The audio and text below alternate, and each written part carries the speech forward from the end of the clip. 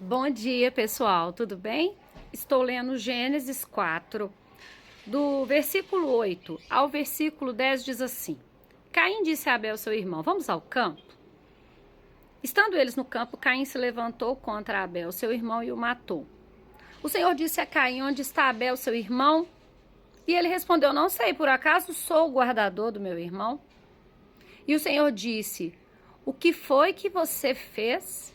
A voz do sangue do seu irmão clama na terra a mim. Aqui tem um diálogo entre Caim e Deus está questionando a ele. Cadê Abel? E o que ele faz? Ele fala para Deus, ele fala assim, eu sei do meu irmão? Não, eu não sei do meu irmão. Ele mente para Deus. E hoje, muitas pessoas por aí comemoram o dia da mentira. 1º de abril é comemorado, fazem brincadeiras, né? Muitas pessoas brincam com outras, postam coisas sobre mentira. Mas a palavra de Deus, ela fala que o diabo é o pai da mentira. Se a gente pegar aqui, ó, a palavra de Deus em João 8, 44, fala assim, ó, vocês são do diabo, que é o pai de vocês, e querem satisfazer os desejos dele? Ele foi assassino desde o princípio e jamais se firmou na verdade, porque nele não há verdade. Quando ele profere mentira, fala do que lhe é próprio, porque é mentiroso e pai da mentira. Aqui está falando que quem é o pai da mentira é Satanás. Então até pessoas mesmo que creem em Deus, que creem em Jesus, têm feito brincadeiras com o 1º de abril. Mas a gente deve prestar muita atenção. Porque não existe esse negócio de mentira, brincadeirinha com a mentira. A mentira, ela é pecado, ela é abominável pelo Senhor.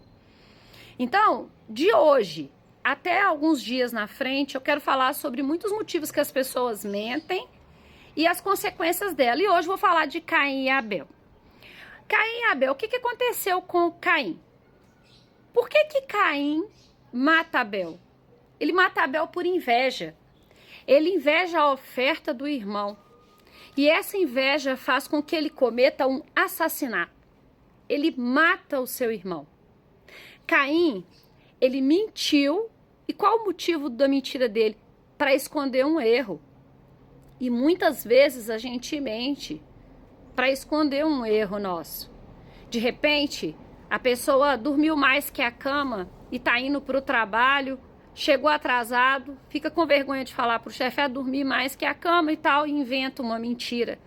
E talvez depois essa mentira é descoberta e ele perde credibilidade no trabalho dele. Às vezes um estudante, ele esqueceu de fazer um trabalho, uma lição de casa, e aí ele vira para o professor e fala, professor, eu esqueci o meu caderno em casa, ou eu esqueci a lição em casa. Mas depois, se ele for descoberto, ele perde a credibilidade com os pais, com o professor, com a escola, enfim, ele fica marcado. Então, Caim está aqui fazendo o quê? Escondendo um erro dele através de uma mentira. Ele nega a responsabilidade dele, ele fala com Deus assim, ó Deus, o que eu tenho que ver com o sumiço do meu irmão? Ele sabe o que ele fez e ele está falando ali com Deus que ele não sabe de nada. Imagina você conversando com Deus e você mentindo para ele. E Deus, ele está em todos os lugares, ele já sabia. Quando ele questiona Caim, ele já sabia que Caim tinha feito e o que Caim tinha feito. Quando Caim rebate o Senhor falando do jeito que ele fala, ele mostra a dureza do coração dele. Ele não se arrepende, porque se ele se arrepende, de repente ele ia chorar e falar, Deus, por causa de uma inveja, Deus, eu matei o meu irmão, mas eu estou arrependido, Deus me perdoa. Não, ele continua sem arrependimento. Ele continua negando e ele mostra a dureza do coração dele para Deus. E aí o que acontece depois que isso ele mente para Deus? A mentira, ela traz consequências. Essa mentira para esconder um erro trouxe consequências para ele. Quais consequências trouxe para Caim? A primeira consequência, ele foi amaldiçoado. O Senhor disse para ele, você vai e toda a terra que você plantar, ela vai gritar o sangue do teu irmão, então você não vai conseguir produzir. Você vai fazer, sabe o que? Você vai virar nômade, porque você não produz nessa terra aqui, você vai ter que ficar trocando de terra. Então imagina a gente não ter um lugar fixo, a gente vai passear, a gente vai viajar E é tão bom viajar, ficar no hotel, mas a gente quando chega na nossa casa, que a gente tem o nosso lugar fixo, o nosso cantinho é tão bom, porque o nosso cantinho, a nossa casa é o melhor que existe. Mas ele não, ele foi condenado a ser nômade. Nômade em que sentido? Errante, andando sem lugar fixo. Outra consequência, ele vive com medo da morte. Ele vive com um medo constante, porque ele fala, agora as pessoas vão saber desse meu erro, de ter matado meu irmão, de ser um assassino, e eles vão ficar tentando me matar.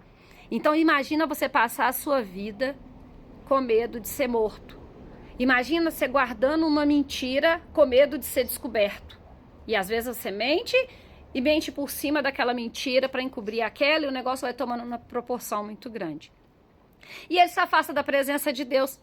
Ele é obrigado a sair daquela cidade e vir ali um nômade andando, e ele sai da presença do Senhor, porque quem mente, ele sai da presença do Senhor. O Senhor abomina a mentira. Ele abomina a mentira. E a gente aprende umas lições com essa mentira de Caim. A primeira lição, a gente não pode esconder nada de Deus. Nada. Esquece isso.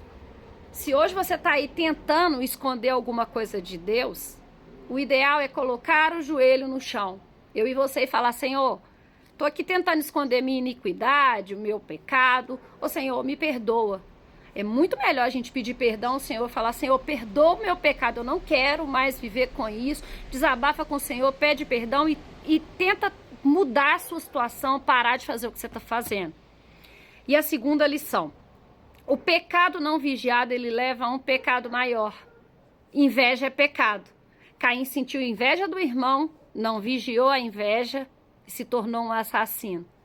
Então, muito cuidado eu e você hoje com os nossos pecadinhos de estimação. De repente a gente está com um pecadinho aqui e a gente está pensando, não, isso aqui é pequeno, eu consigo administrar. Mas talvez você está criando um pecado maior e está vivendo um outro pecado para administrar o seu pecado de estimação.